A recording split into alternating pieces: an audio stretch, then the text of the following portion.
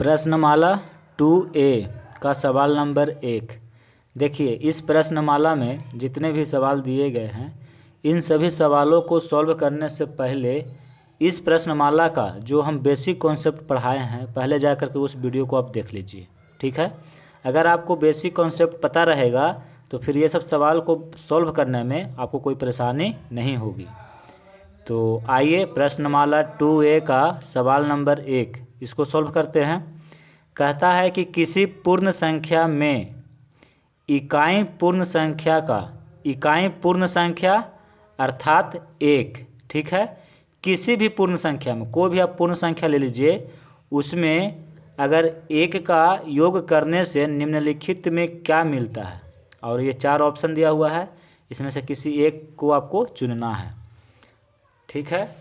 यहाँ देखिए प्रश्नमाला 2A का सवाल नंबर 1।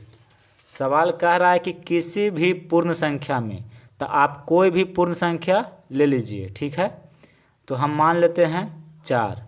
4 क्या है? एक पूर्ण संख्या है। आप 5 भी ले सकते हैं, 6 भी ले सकते हैं, 10 भी, कोई भी पूर्ण संख्या आप ले सकते हैं। अब देखिए, इस पूर्ण संख्या में इकाई पूर्ण संख्या क्या होती है? 1 होती है। तो अगर इसको हम जोड़ेंगे तो क्या होगा? तो देखिए, 4 में 1 जोड़ेंगे तो 5 होगा। तो अगर इस तरह से यहाँ देखिए, ये क्या है? पूर्ण संख्या रेखा है। हम पूर्ण संख्या क्या लिए थे? 4, और इसमें हम 1 जोड़े तो क्या प्राप्त हुआ? 5 प्राप्त हुआ। तो 5 क्या है? ये अगली पूर्ण संख्या है, 4 से आगे है और पूर्ण संख्या है। तो क्या प्राप्त होती है? अगली पूर्ण संख्या प्राप्त होती है। ठीक है। देखिए, एक पूर्ण संख्या लिए और इसमें 1 को जोड़े तो 4 और 1 5 आया। तो 4 के बाद होता है 5, यानी कि 5 क्या है? अगली पूर्ण संख्या है। तो इसमें देखिए कौन सा ऑप्शन है जो सही है। तो सवाल नंबर 1 का पहला ऑप्शन, अगली पूर्ण संख्या, तो ये आपका उत्तर हो जाएगा। ठीक है। तो प्रश्नमाला 2A का सवाल नंबर 1, इसका उत्तर होगा पहला। कैसे हुआ समझ में आपको आ गया? एक उदाहरण और देते हैं। जैसे मान लीजिए कि हम पूर्ण संख्या 8 ले लिए। कोई भी पूर्ण संख्या कह रहा है तो कोई भी पूर्ण संख्या ले लीजिए, और इसमें इकाई पूर्ण संख्या जोड़ना है, यानी 1 को जोड़ना है। तो 8 में 1 जोड़ेंगे तो 9 प्राप्त होगा। संख्या रेखा पर देखिए, 8 के बाद क्या होता है? 9 होता है। तो इससे आगे है और पूर्ण संख्या है, यानी कि अगली पूर्ण संख्या प्राप्त होती है। ठीक है। तो पहला का उत्तर होगा पहला। अब सवाल नंबर 2 देखिए। इसमें कहता है कि यदि A और B 2 पूर्ण संख्याएं हो तो किस नियम के आधार पर निम्नलिखित कथन सत्य है? देखिए, A + B बराबर B + A, ये किस नियम के आधार पर लिखा हुआ है? तो जब हम आपको बेसिक कॉन्सेप्ट पढ़ा रहे थे तो वहाँ पे हम आपको बताए थे, देखिए, कि यदि A और B 2 पूर्ण संख्याएं हो तो A + B बराबर B + A होता है। ये किस नियम में हम आपको पढ़ाए थे? तो क्रम विनिमय नियम में पढ़ाए थे। ठीक है। तो आपका ये उत्तर हो जाएगा। तो यहाँ पे आप लिख दीजिएगा। सवाल नंबर 2 सॉल्व कर रहे हैं, तो इसमें लिखेंगे योग का क्रम विनिमय नियम, इस नियम के आधार पर वो लिखा हुआ है। ये नियम क्या होता है, इसके बारे में हम आपको बेसिक कॉन्सेप्ट में पढ़ा चुके हैं। ठीक है। अब देखिए सवाल नंबर 3। इसमें कहता है कि निम्नलिखित में खाली स्थान को भरिए तथा उस नियम का नाम लिखिए जिसके आधार पर आपने रिक्त स्थानों की पूर्ति की है। ये आपका सवाल दिया हुआ है। ठीक है। किस नियम के आधार पर लिखा हुआ है और खाली स्थान पर क्या आएगा ये भी लिखना है। तो क्या लिखा हुआ है पहले सवाल नंबर 3 में, उसको देख लेते हैं। सवाल नंबर 3 में आपको दिया हुआ है कि 6 प्लस, और यहाँ पे खाली स्थान है, और यहाँ पे लिखा हुआ है 9 + 6। तो देखिए 2 पूर्ण संख्या है, एक 9 है और एक 6 है। तो यहाँ पे हम लिखेंगे 9। ठीक है। अगर इसको हम इस पूर्ण संख्या को ए मान ले और इसको हम बी मान ले, ठीक है। 9 को हम ए मान लिए और 6 को हम बी मान लिए, तो इधर क्या लिखा हुआ है, ए प्लस बी लिखा हुआ है और ये बराबर है। और इधर देखिए 6 है तो 6 को हम बी लिखेंगे और 9 को क्या लिखेंगे, ए लिखेंगे। तो ए प्लस बी बराबर बी प्लस ए एक नियम होता है योग का क्रम विनिमय नियम, ये हम आपको पढ़ाए थे। तो ये उसी के आधार पर लिखा हुआ है और खाली स्थान की जगह पर क्या आएगा, तो 9 आएगा, यानी कि दोनों तरफ क्या होना चाहिए, बराबर होना चाहिए। तो इधर 9 + 6 लिखा हुआ था, तो 9 और 6 को जोड़ लीजिए तो 15 होता है। इधर भी आपको 15 होना चाहिए, पहले से 6 दिया हुआ था, तो 6 में कितना जोड़ेंगे कि 15 हो जाएगा, तो 6 में 9 जोड़ेंगे, यानी कि खाली स्थान की जगह पर कितना आएगा, 9 आएगा। तो सवाल नंबर 3, सवाल में आपको देखिए इस तरह से दिया हुआ है कि 6 प्लस यहाँ पे खाली स्थान है बराबर 9 + 6। तो सवाल कह रहा है कि निम्नलिखित में खाली स्थान को भरिए, ये जो खाली स्थान है इसको भरना है। तो यहाँ पे कितना भराएगा, 9 भराएगा। क्यों भराएगा, क्योंकि दोनों तरफ जोड़ने पर बराबर होना चाहिए। तो इधर जोड़ रहे हैं तो 9 × 6 15 हो रहा है और इधर 6 है, तो 15 होने के लिए इसमें कितना जोड़ना होगा, 9 जोड़ना होगा। 9 जोड़ देंगे तो 6 और 9 15 इधर भी हो जाएगा और इधर भी हो जाएगा। तो खाली स्थान की जगह पे 9 हुआ, तो ये तो आपका पहला उत्तर हो गया। फिर कहता है कि उस नियम का नाम लिखिए जिसके आधार पर आपने इस रिक्त स्थानों की पूर्ति की है। किस नियम के आधार पर आप ये लिखे हैं, तो ये जो हम लिखे हैं योग का क्रम विनिमय नियम के आधार पर लिखे हैं, ठीक है। तो यहाँ पे लिख देंगे कि योग का क्रम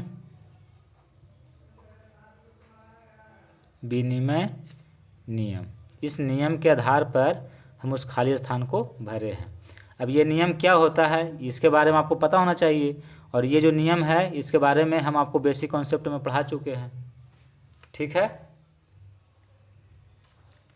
तो सवाल नंबर 3 इसको भी सॉल्व कर दिए। अब सवाल नंबर 4 को सॉल्व करते हैं।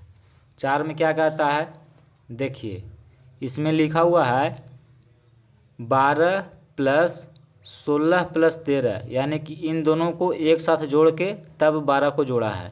फिर इसमें क्या किया कि पहले 12 और 16 को जोड़ा और तब 13 को तो जोड़ा है। तो कह रहा है कि ये जो लिखा हुआ है यह कथन किस नियम के अनुसार सत्य है, से बताइए। तो देखिए इसको हम एक उदाहरण देकर के समझाते हैं, ये क्या लिखा हुआ है। सवाल नंबर 4, इसमें आपको इस तरह से लिखा हुआ है 12 + 16 + 13, इसको इस तरह से ब्रैकेट में बंद कर दिया है। फिर लिखा हुआ है बराबर 12 + 16, इसको ब्रैकेट में पहले बंद किया और फिर लिखा हुआ है +13। कह रहा है कि ये किस नियम के आधार पर ये सत्य है। तो सबसे पहले हम कुछ नहीं करेंगे, ये 3 पूर्ण संख्या आपको दिया हुआ है, एक 12 है, एक 16 है और एक 13 है।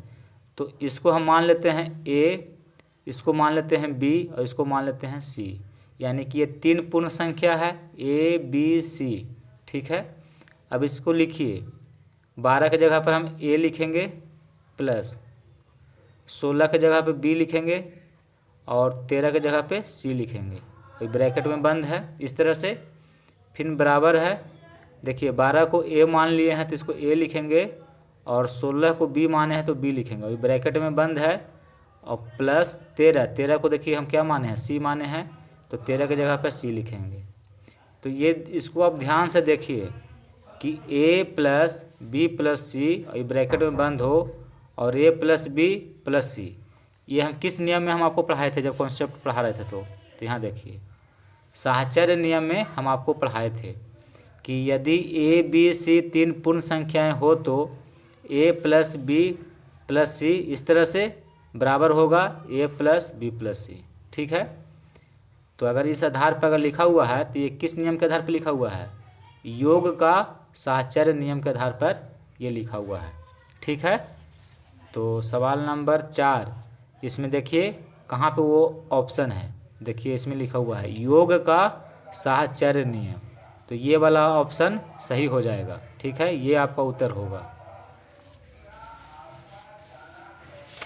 तो सवाल नंबर 4 इसका उत्तर होगा 2 नंबर ऑप्शन, जिसमें लिखा हुआ है योग का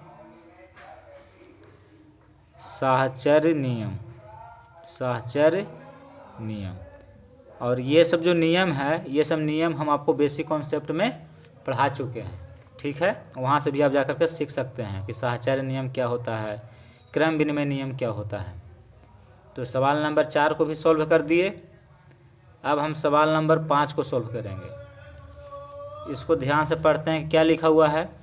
देखिए 5 में कहता है कि यदि ए, बी और सी पूर्ण संख्याएं हो तो किस नियम के आधार पर ये लिखा हुआ है, ठीक है। देखिए 3 पूर्ण संख्या में क्या किया कि पहले दूसरी और तीसरी पूर्ण संख्या को एक साथ जोड़ के तब पहली संख्या को जोड़ा है। फिर इसमें क्या किया है कि पहली और दूसरी संख्या को पहले जोड़ लिया तब तीसरी संख्या को जोड़ा है। तो ये जो नियम होता है ये किस नियम के आधार पर होता है, ये भी हम आपको पढ़ा चुके हैं कॉन्सेप्ट में।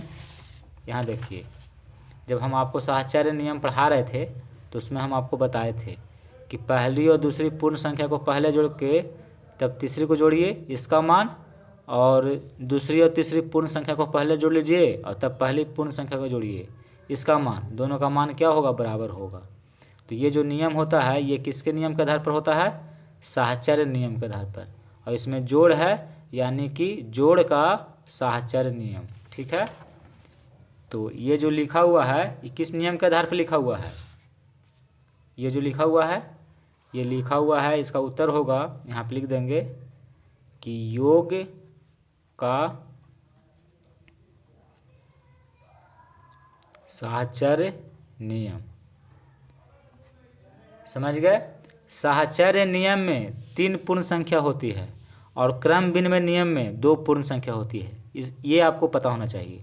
अगर 2 पूर्ण संख्या है और आगे पीछे लिखा हुआ है तो वो क्रम विनिमय नियम है, और अगर 3 पूर्ण संख्या है और उसको आगे पीछे करके लिखा है मतलब 2 को एक साथ फिर 1 को, तो वो समझ जाइएगा कि वो साहचर्य नियम का है, ठीक है। तो सवाल नंबर 5 इसका उत्तर हो जाएगा योग का साहचर्य नियम। और ये सब नियम हम आपको पढ़ा चुके हैं कॉन्सेप्ट में।